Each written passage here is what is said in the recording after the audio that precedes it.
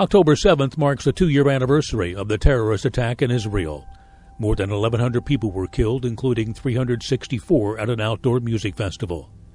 State Representative Wayne Rosenthal, who was recently in Isreal, shares his thoughts on the event and experiences while there. Tell me about the purpose of the trip. Yes, so this was orchestrated and organized by the Israeli consulate. And so what they named it is 50 states, one Israel. There was 5 legislators from each state. Okay. So ended up being about 240 legislators from across the country, Republicans, Democrats both. And once we got there, we split into 11 groups. And so in our group, there was Michigan, Indiana, Wisconsin, and Illinois. And it was a whirlwind trip, but it was educational basically. I think that the Israeli consulate and the Israeli government wanted to make sure that more elected officials throughout the country were aware of what's really going on over there. Okay, tell us about some of the things that you saw that we've heard about since October 7th, 2 years ago. Yeah, so the first thing is we got there at 7:30 at night and we ate at 9:30, and then Jeff Kiker and I went out and seen the town, and we ran into a couple gals, and they says, well, there's a concert going on up the street, and we went down to railroad yard that was refurbished, bars and restaurants, had a drink, and as we're walking back, the concert's over, and here comes about 24 armed soldiers walking down the street. So a lot of protection there, and this was in the city of Jerusalem, and Jerusalem is very clean, very safe, because all the religions are there. The Muslims are there, right. the Christians are there, and the Jews are there. So it's a very clean, safe city. So that was the first night, and so we ate, like I said, at 9:30 at night, and then we got up the next day for a whirlwind tour.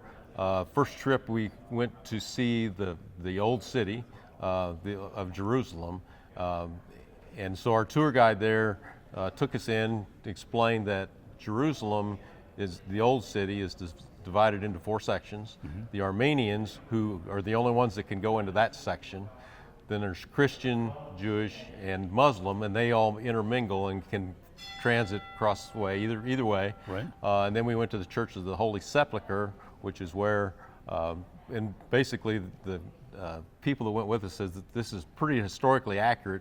The stone where Jesus was laid after the crucifixion, the tomb that he was placed in, they built a temple over that, and so we got to see all that, and it's really pretty amazing, and it's not very far from the West Wall, and so we went out there, and these people are all intermingling. It's all different religions, yep. And it's there, and so then the plaza goes out there, and it's pretty expansive, So, but the afternoon we got to see the archaeological digs that are underneath this. Wow. So they're digging underneath the whole plaza that goes up to the West Wall, and they're talking about 6 civilizations, not just a couple hundred years. This is 3,000 years and 6 civilizations, and what they did is once a civilization was wiped out and left, they would cover everything up, and then they build a new one. And so there's 6 of them there, and basically that's where all the religions started. They all have connections to that.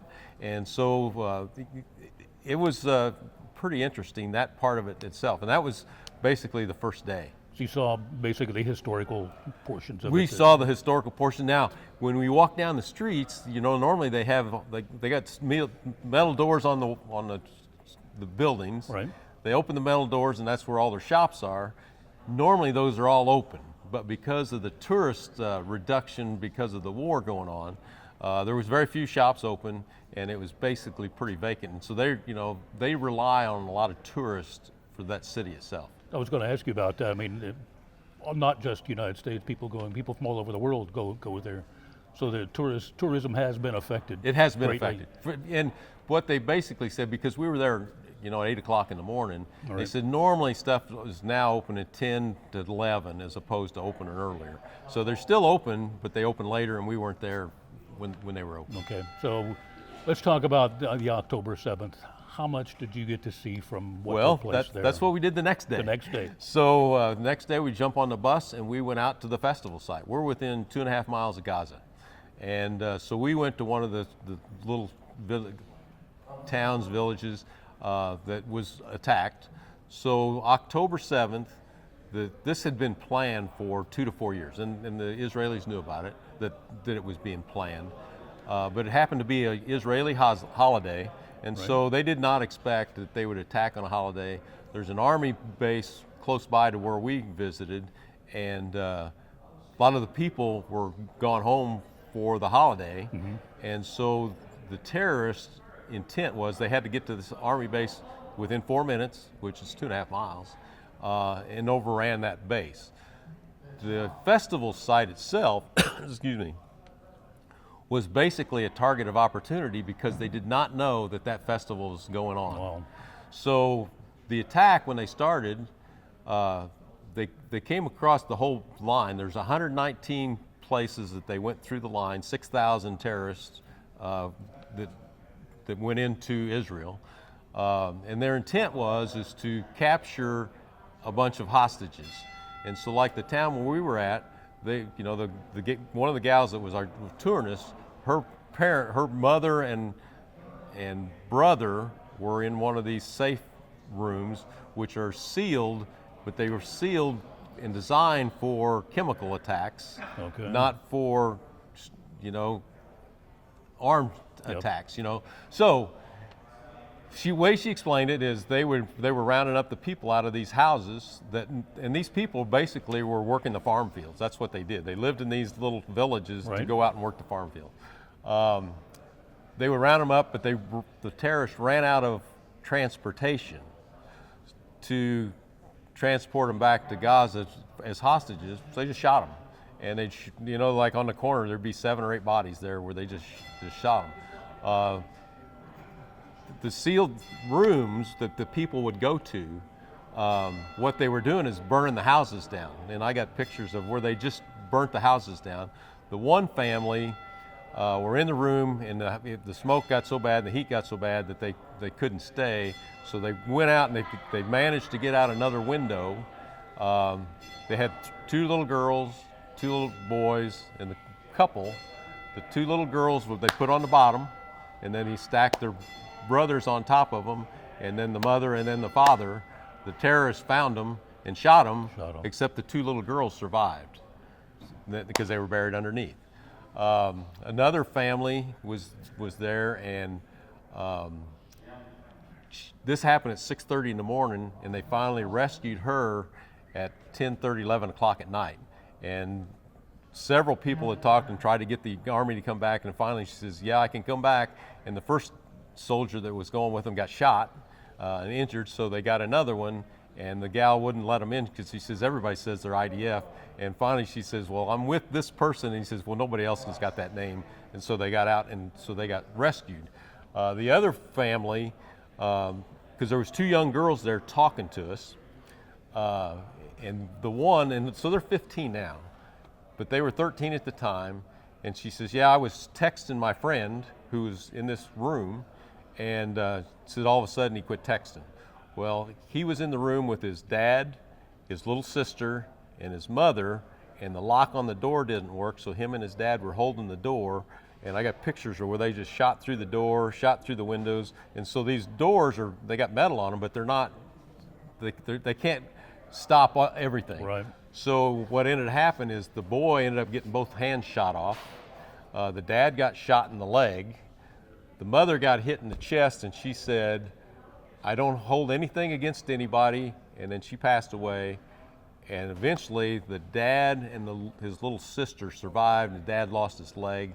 And like I say, the young girls, one wrote a song, the other one, they're very resilient because they're very optimistic about the future, but they talk about their friends and how they lost them. Yeah. And so the intent is the Israeli people are planning on going back and building. So when we went to the site itself, the festival site, you see the pictures on TV of all the signs and everything, and which is, there it is, it's pretty realistic. There's bomb shelters scattered everywhere. It's just big concrete, open end on either end, and you go in and, Wow. so they're there, and it's just kind of a way of life. They show where, like I say, the festival was going on, and all of a sudden when the rockets started going off, people were trying to leave, but on Highway 232, that's where the terrorists were, and they were planning on catching people, and then all of a sudden, On the way back. people they ran back. So there was over 300 people that got killed there. But the site itself had 8 to 9 armed police for the festival itself, Right. and they probably slowed and subdued the terrorists going farther because they encountered them. I think all of those got killed, but they stopped a lot. There was 10 people that survived by jumping in the dumpster. And it was a big dumpster, you know, it was like a semi, Yep. and it was full of trash, and they buried themselves in the trash. But there's still a bunch of people that got shot because they heard them and they just shot randomly into the trash. Into the trash. And there was a ambulance that people had taken refuge in. I think there's 18 or 19 people there that they just burn it. You know, they just hit it with an RPG and just burn it, killed all those. And then what they recommended, and I did, is took pictures of random people, because it's got the whole history of who this was, who Yeah. this person was. And there were several of armed guys, Army guys, that heard the explosions, heard the shooting, and they're like first responders here. You know, they were going to it. They rescued several people and then ended up losing their life trying to save more and protect them more. So, like I say, that's kind of the way of life for them. And so, you know, you could hear the bombing going off in Gaza, you know, in Gaza City, because the Israelis are still trying to clean it up. And so we're only 4 or 5 miles away from that, and you could see it. And that's a pretty flat area. I mean, it's flat, just straight across. And all the farm fields, like I say, were cleared off right when we were there because they irrigate everything. And so it looked to me like it was just prior to the planting season. You mentioned their attitudes and the positive. Tell me about that. Yeah, so you just see the resilience of the people and the especially the young people. You know, this is where we live. This is what we're going to do.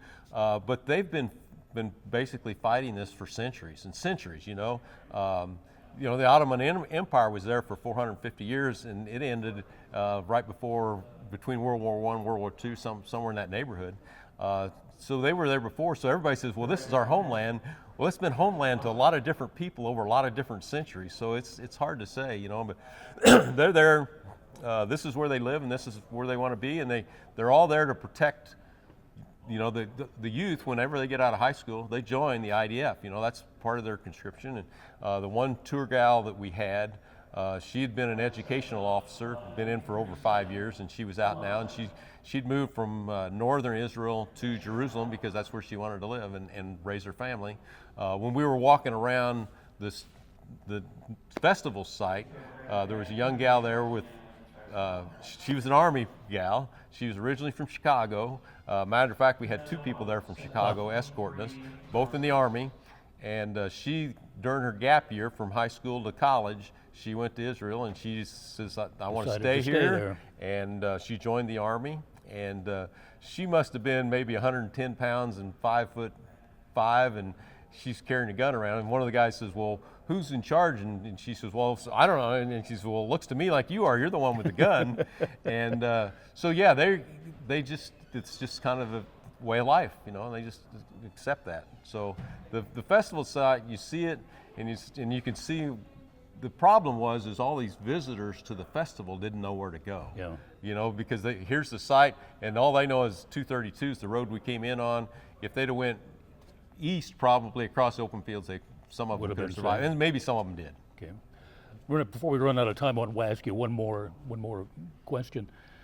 You've always been an ally. You've always, Yes. talked in favor of Israel. Yes. Has your attitude changed at all to this? How did this affect you?